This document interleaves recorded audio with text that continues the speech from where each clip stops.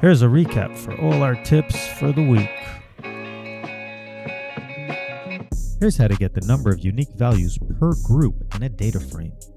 First, import pandas. Here's an example data frame. Then say df.groupBy, the column to group by in parentheses, the column to get the number of unique values in brackets, .nUnique.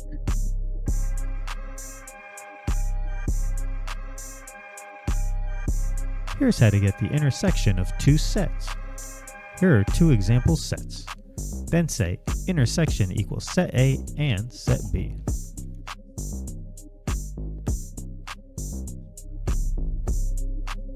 Here's how to filter a data frame for the rows where the values in a column match any element in a list. First, import pandas. Here's an example data frame. Here's a list of names to filter. Then say df name.isin names to keep.